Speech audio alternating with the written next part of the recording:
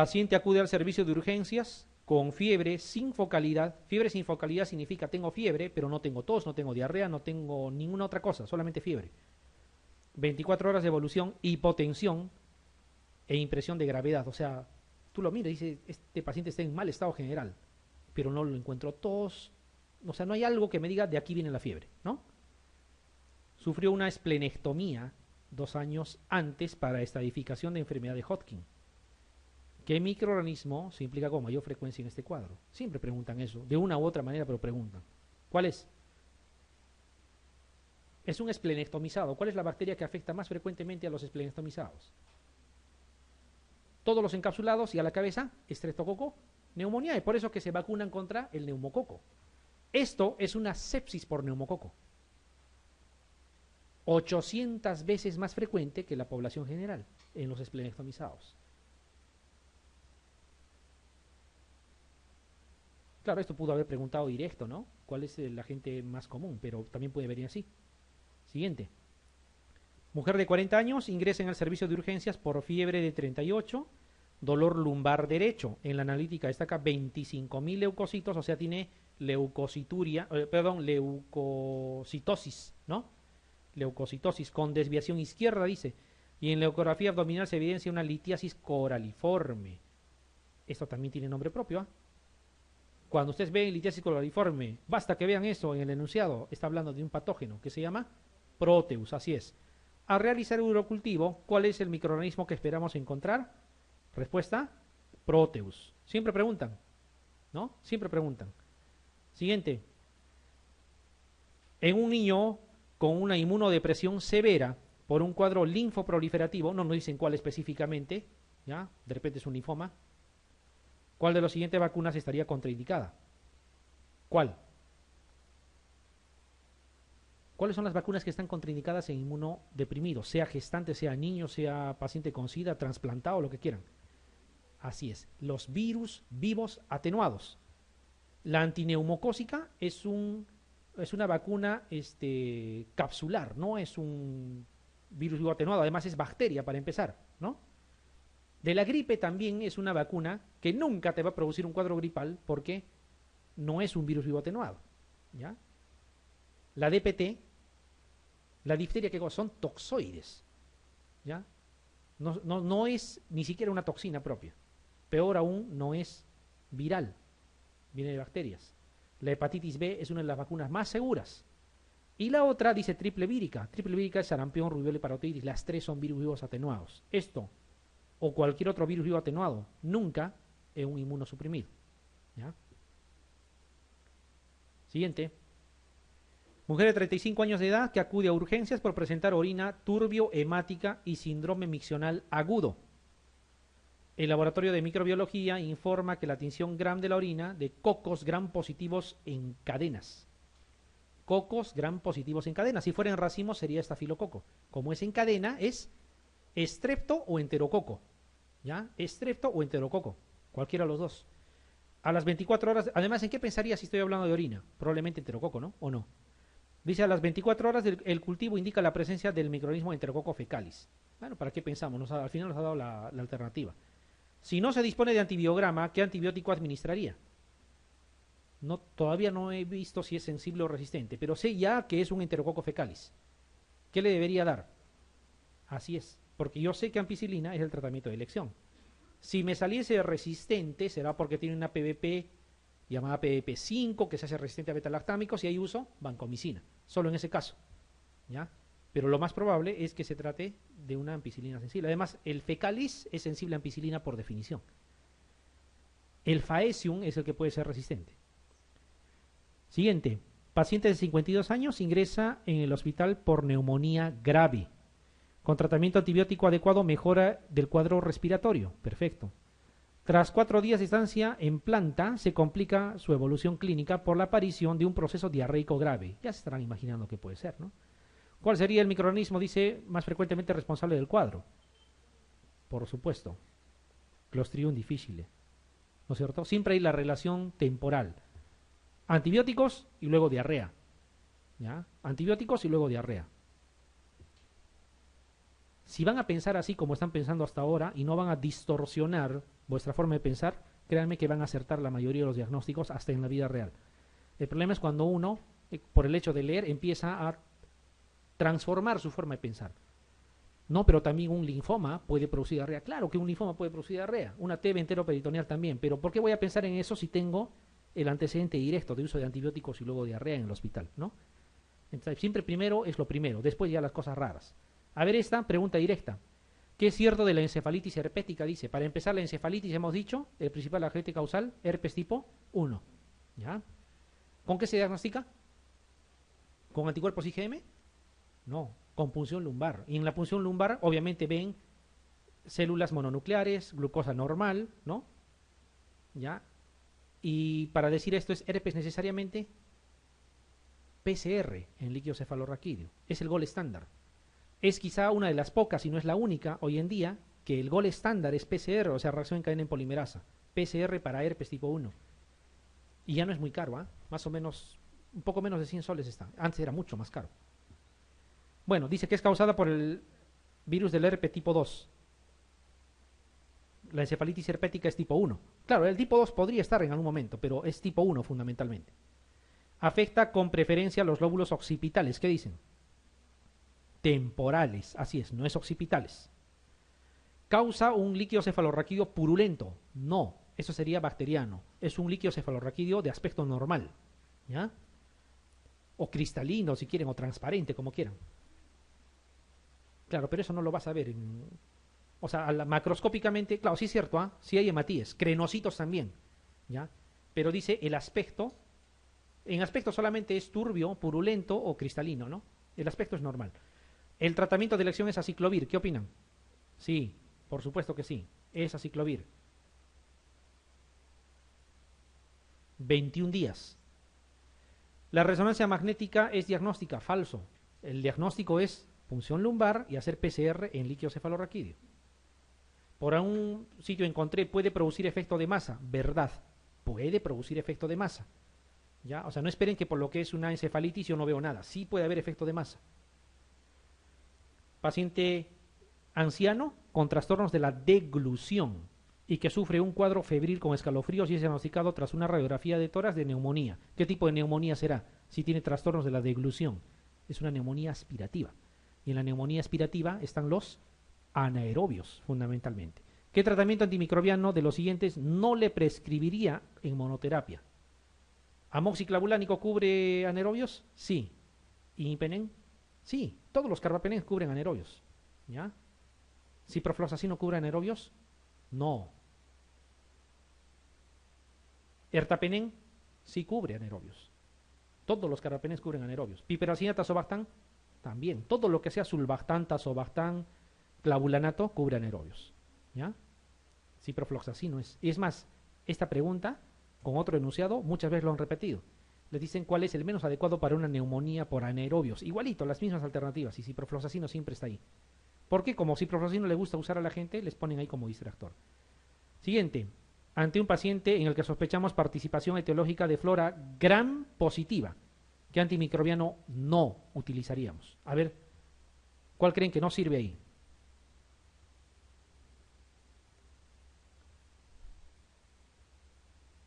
Si me han respondido hace poquito. Claro. Colistina es para gram negativos. Colistina es para gram negativos multidrogoresistentes. ¿Ya? ¿Tigecyclina sirve? Sí. Tigecyclina es una glicilciclina, es una tetraciclina moderna que cubre todo, excepto pseudomonas. Cubre todo, pero pseudomonas no cubre. ¿Ya? Linezolid es una alternativa a la vancomicina, cubre solamente gram positivos. Vancomicina, mucho más conocido, gram positivos. Colistina es para gram negativos, netamente. Y daptomicina también cubre gram positivos. ¿Ya? Si les preguntaran en esta misma pregunta, la de mayor espectro, ¿cuál sería? Espectro, ustedes saben que es a cuántas bacterias abarca. Tigecyclina, claro, porque es el único que te cubre, incluido gram negativos y gram positivos. Bueno, aquí es colistina.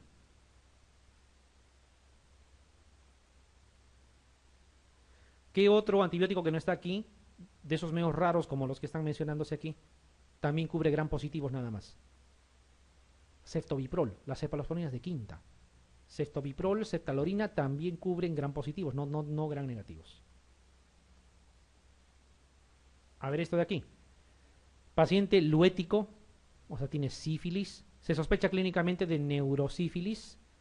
¿Cuál es la prueba diagnóstica de elección para confirmar infección del sistema nervioso central? Siempre preguntan lo mismo. ¿Cuál era? BRL en líquido cefalorraquídeo. ¿Cuál sería la alternativa? A veces lo ponen diferente. Miren todo lo que han puesto aquí. La prueba no treponémica del BRL y todavía le ponen su significado, ¿no? Venereal Disease Research Laboratory en líquido cefalorraquídeo.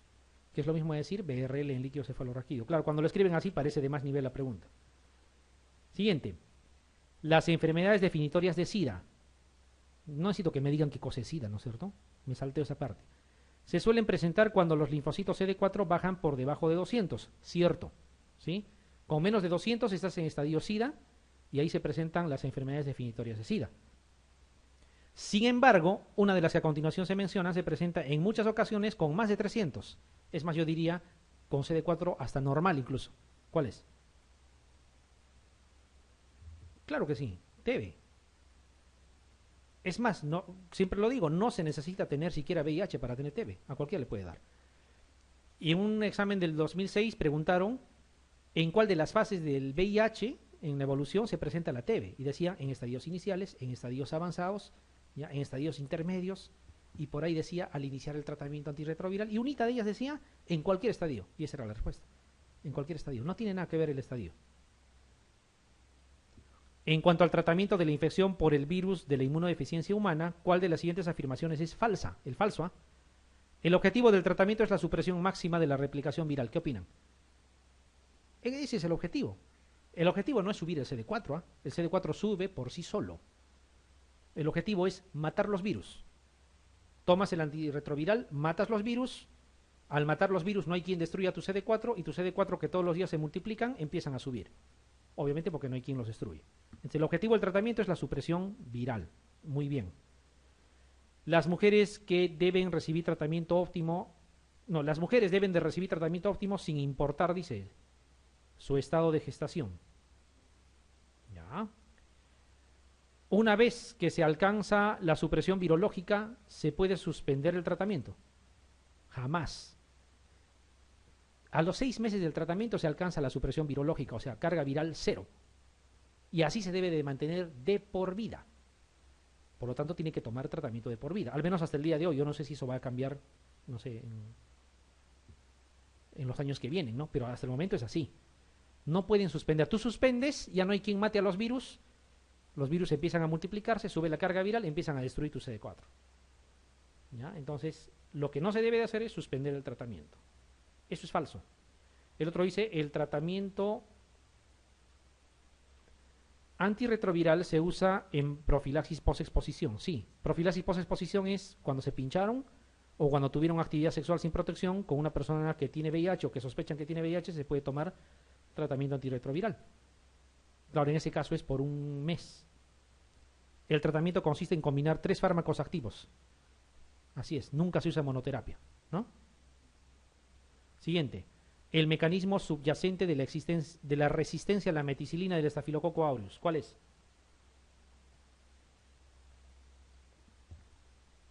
Acuérdense que el estafilococo se hacía resistente a las penicilinas fabricando penicilinasas.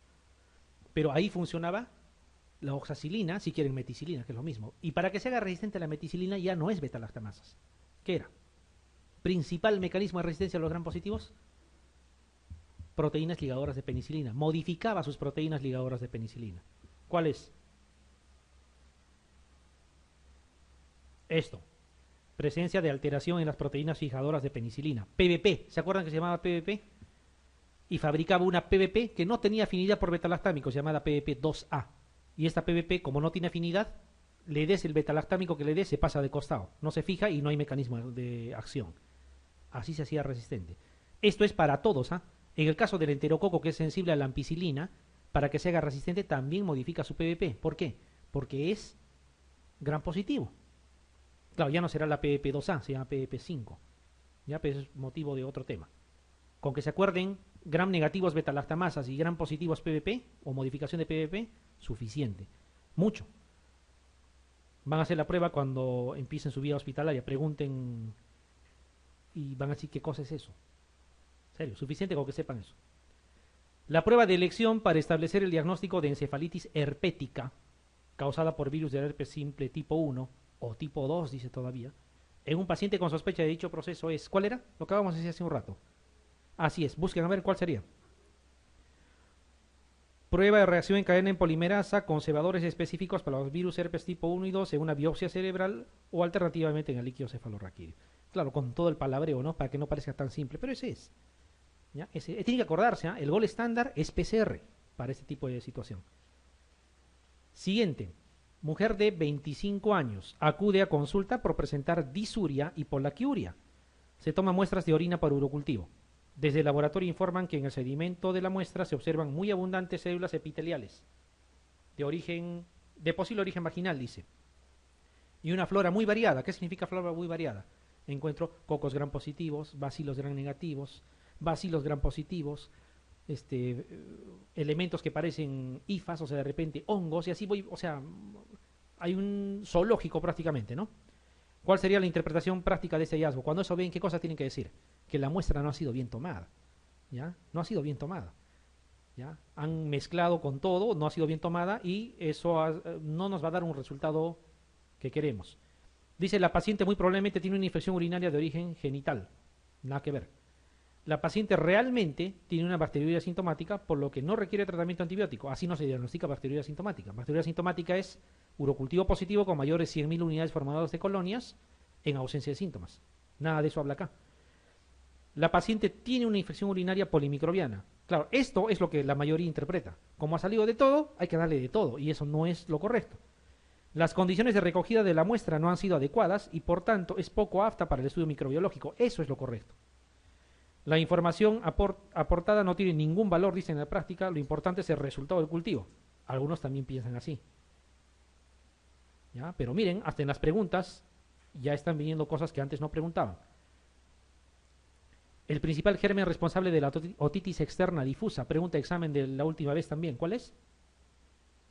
Pregunta directa, Pseudomonas aeruginosa, así es. Es más, no siempre les ponen otitis externa difusa, otitis externa nomás les ponen a veces. ¿Ya? Y ustedes tienen que pensar en eso. ¿Ya? Pseudomonas aeruginosa, generalmente en diabéticos. ¿Y el agente más común cuál es? De la otitis nada más en general, otitis media aguda. Viral. Si les dicen el agente etiológico bacteriano más común, ahí sí es Streptococcus pneumoniae. ¿Ya? En sinusitis, viral también. Bacteriano, el más común es Streptococcus pneumoniae. Lo que sucede es que cuando les preguntan en el examen, como somos tan aficionados a los antibióticos, y eso incluido quienes plantean los exámenes, omiten ese concepto y les ponen el agente etiológico más común de la otitis media en niños, no les especifica siquiera que es bacteriano, y ellos consideran que es Streptococcus pneumoniae. Entonces, para situaciones del examen, considérenlo así. Pero no es que sea el más común. De lejos, 70% es viral. De los bacterianos, el más común sí es Streptococcus pneumoniae. Incluso por eso les hacía una pregunta. ¿Está bien que den amoxiclavulánico? Todo el mundo da amoxiclavulánico para las otitis. Es mejor que el amoxi, dicen. No hay ninguna ventaja. ¿Por qué? Porque el estreptococo no produce penicilinasa. ¿Para qué le sirve el clavulanato? Dar amoxiclavulánico o dar amoxi solo. No hay ventaja del amoxiclavulánico cuando tratas otitis. Porque el Streptococcus pneumoniae no es estafilococo. No produce penicilinasa. ¿Para qué le va a servir el clavulanato? Para nada. ¿Ya? Hay que tener presente eso. A ver, terminemos. ¿Cuál de los siguientes fármacos debe utilizarse con precaución, dice, en un paciente tratado con un inhibidor selectivo de la recaptación de serotonina? Esa es una pregunta muy, muy puntual, ¿ya? Muy puntual, porque hay una interacción también directa, ¿ya? Dice, por el riesgo de provocar un cuadro de hiperactividad serotoninérgica. Prácticamente hay un solo fármaco que hay que tener así cuidado directo, ¿ya? Cuando hablamos de antibióticos, ¿ya? Y le está dando aquí justamente la reacción que se puede dar. ¿Cuál es, si se acuerdan? Este de aquí. ¿Ya? No requiere ningún tipo de razonamiento. Recuerden nada más que el Linezolid puede producir eso. ¿Ya? Es una pregunta directa. Así como E. coli es en la citus, así, es y punto. La criptosporidiosis, o sea, ahí está hablando de Cryptosporidium parvum, que está causada por Cryptosporidium parvum, redondea todavía la pregunta, cursa con una enteritis benigna en personas previamente sanas, así es, en inmunocompetentes no tiene significado, pero en personas con inmunodepresión causa una enfermedad grave. Por eso que producen los pacientes con VIH diarreas de 3, 4, 5 meses de evolución, 25, 30, 35 kilos de pérdida de peso. En estas formas graves, su diagnóstico convencional se efectúa por... Esto también ya se les ha comentado alguna vez. ¿Cuál es? Las coccidias se diagnostican con el método de Ziel-Nielsen modificado. Así es. Porque son ácido-alcohol resistentes. Tanto Cryptosporidium como Isospora belli como Cyclospora cayetanensis. ¿Ya? Es esto que dice aquí. Examen microscópico de ese test de Ziel-Nielsen modificado. Metro de Kim-Young, ¿no? Así también se llama. Kim-Young. Pregunta del año 2011. Antibiótico que actúa inhibiendo la DNA girasa. ¿Cuál es? Así es. Cualquier quinolona. Los únicos antibióticos que actúan a ese nivel son las quinolonas. No hay más. ¿Ya? Los únicos. DNA girasa. Y si quieren, le podemos agregar topoisomerasa 2 y topoisomerasa 4. Acuérdense. Topoisomerasa 2, que es un sinónimo, ¿eh? DNA girasa o topoisomerasa van a encontrar en algunos libros. Esa topoisomerasa todavía es de tipo 2 o de tipo 4. 2 si es un gran negativo y 4 si es que es gran positivo. Eso tiene que acordarse. Para añadir. A ver, vamos, cuenta regresiva. Uno de estos antibióticos es bacteriostático. ¿Cómo reconocían a los bacteriostáticos? Todos los que actuaban a nivel de la síntesis de proteínas. 50S o 30S es bacteriostático, excepto aminoglucósidos, que a pesar que actúa sobre 30S es bactericida. Todos los demás son bacteriostáticos. ¿Y cómo reconozco a los que están en 30S? ¿Cuáles eran? Aminoglucósidos. A estas alturas ya se lo saben, ¿ah? ¿Qué más? Espectinomicina y tetraciclinas. Esos tres. Y en 50, como 50 se escribe en números romanos como L, los que empezaban con L o casi con L, ¿cuáles eran? Lincomicina, cloranfenicol, clindamicina, linesolid, ¿no? Y el que escapaba esa norma era los macrólidos, pero macrólidos, macro es grande, no es pequeño. Entonces no es 30, es 50S, macro, de grande. Ya, si se acuerdan eso, uno mira y dice, uno de los siguientes antibióticos es bacteriostático. Bacteriostático, a ver, 30S o 50S. Tetraciclinas, 30S. Listo. Porque Astrionan es un monobactámico, es un betalactámico de un solo anillo. ¿Para qué sirve el Astrionan? En infecciones por gram negativos, incluidos pseudomonas, pero de personas que sean alérgicas severas a los betalactámicos. Shock anafiláctico, por ejemplo. Prácticamente esa es su única indicación del Astrionan. Metronidazol no tiene nada que ver, imipenem es betalactámico, ampicilina también. ¿Ya? Y son bactericidas. Tetraciclinas es bacteriostático. Podría haber espectinomicina, haber colocado también acá, o cloranfenicol, o linesolid, o clindamicina, lincomicina, cualquiera de ellos. O acitromicina, ¿no? Eritro, cualquier macrólido también. Paciente con antecedente de shock anafiláctico a ceftazidime. ¿Qué es el ceftazidime? Es una cefalosporina de tercera generación antiseudomona, por lo tanto es un betalactámico. O sea, tiene shock anafiláctico, no alergia, shock anafiláctico, cosa seria. Presenta fiebre persistente y compromiso del estado general. De 2 hemocultivos se aisló Pseudomonas aeruginosa. ¿Cuál es el antibiótico más apropiado? Justo lo que les he dicho hace un rato. ¿Qué vamos a usar? Astrionan. Para eso está el Astrionan. ¿Ya? O sea, si tú no tienes los conceptos claros, no lo duda, de frente marca. ¿Por qué Astrionan? Porque para eso es, para los que son alérgicos a betalactámicos. Hay otra pregunta que dice, el único betalactámico que se puede usar en alérgicos a betalactámicos también es Astrionan, porque el Astrionan es un monobactámico. Monobactámico viene del número de anillos. Las penicilinas, las cefalosporinas y los carbapenems tienen doble anillo penicilánico.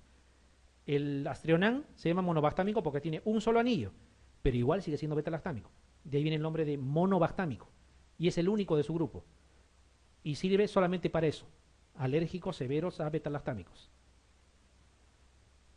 Paciente infectado por VIH totalmente asintomático. No tiene ningún síntoma. Cifra de CD4 en 160. ¿Corresponde en el sistema de clasificación al grupo? ¿Cuál? ¿Es A o no lo es? Claro, A de asintomático. Sí es A, ni hablar. Pero tiene CD4 en 160, o sea, menos de 200. Eso lo ubica en nivel inmunológico 3. 1 es más de 500, 2 es entre 500 y 200, y menos de 200 es 3. La alternativa es A3. Un paciente de 20 años presenta dolor de garganta, fiebre, adenopatías cervicales y esplenomegalia. Ya más o menos se darán cuenta lo que quiere decirles. En la analítica se evidencia prueba de los anticuerpos heterófilos positivo. Ya pues, ¿qué cosa es? Así es, esto es una mononucleosis infecciosa. Y las veces que preguntan por mononucleosis infecciosa, no dejan de colocar anticuerpos heterófilos. Si dijera anticuerpos heterófilos negativos, no deja de ser mononucleosis, pero por citomegalovirus. Esto debe de ser por Epstein-Barr. ¿Ya? Varón joven sin antecedentes patológicos de interés acude al servicio de urgencias por fiebre y disnea. También refiere otalgia intensa y dolor de garganta. Ha habido un caso similar en su familia. ¿Cuál sería el antibiótico de elección con lo que lo trataría? ¿Cuál? Miren, ¿ah? No tiene antecedentes, es joven. ¿Ya? Va por fiebre y disnea. ¿Disnea qué significa para ustedes? Compromiso respiratorio. ¿Sí o no? ¿Ya? Y fiebre, o sea, tiene un compromiso respiratorio que no le permite respirar bien. Y además tiene manifestaciones extrapulmonares, o sea, otalgia, por ejemplo. Ha habido un caso similar en la familia, dice. ¿Qué significaba cuando había transmisión? Así, hay que pensar en los atípicos, no se olviden. Toda pregunta donde les digan su mamá estaba mal, su primo estaba mal, en el jardín habían casos similares o en la familia, etcétera, hay que pensar en atípicos. Entonces, en base a eso, ¿cuál sería el antibiótico de elección? Muy bien. Acitromicina. Porque los demás cuadros respiratorios no se contagian de esa forma, ¿no? O sea, esto es una neumonía típica, por mucho que no lo dice. ¿Ya? Por mucho que no lo dice.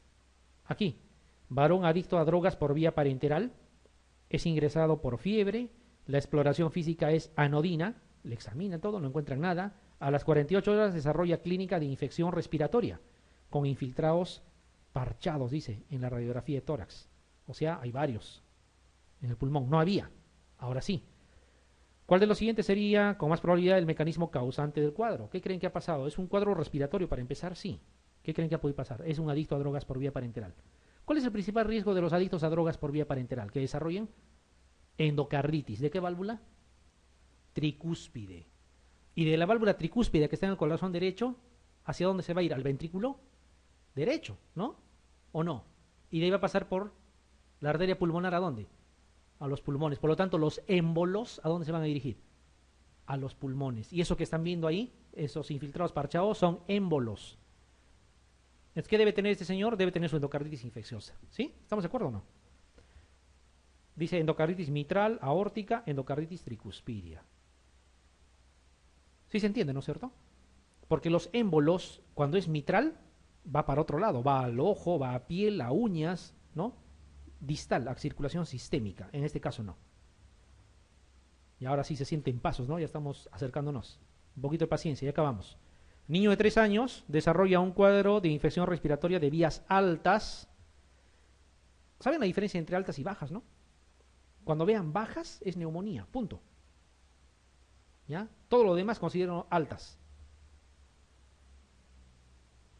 Ya, un niño de 3 años desarrolla un cuadro de infección respiratoria alta, con fiebre elevada. Posteriormente, al tercer día, aparece tos paroxística, con gallo inspiratorio.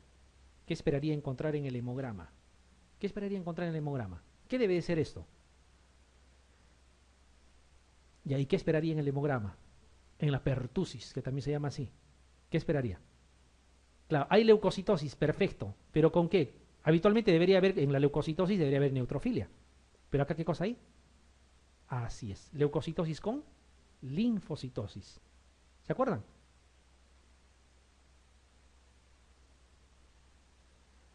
Miren, una cosa quiero decirles. ¿Se han dado cuenta que por muy diferente que parezcan los enunciados, las respuestas son las mismas de siempre o no? ¿O me estoy inventando? Son las mismas de siempre y siempre van a ser las mismas de siempre. Lo que uno tiene que hacer es practicar. Practicar y practicar es lo que estamos haciendo. Ya, espero que se convenzan. Lactante de 6 meses de edad desarrolla un cuadro de dificultad respiratoria, sibilancias, 6 meses, sibilancias y tos, pero sin fiebre.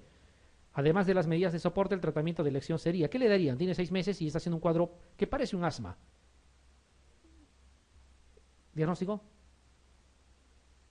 Bronquiolitis, lógico, menor de 2 años, peor aún si está con 6 meses. ¿Ya? Y el tratamiento para la bronquiolitis, donde el virus sincitial respiratorio está metido, es ribavirina en aerosol. Niña de 4 años presenta febrícula, cefalea y coriza. 3 días después le aparece un exantema facial homogéneo, como una bofetada. Ya les dieron el diagnóstico. Con esto se hace el diagnóstico. ¿Cuál es? Bueno, lo terminamos de leer. Dice que se extiende a todo el tronco y extremidades en forma de máculas, eritematomas difusas, las que se aclaran en sus partes centrales. ¿El diagnóstico es? ¿Cuál? Quinta enfermedad. Megaloeritema también. ¿Ya? Cuidado. Niña de 6 años con cuadro de parotiditis.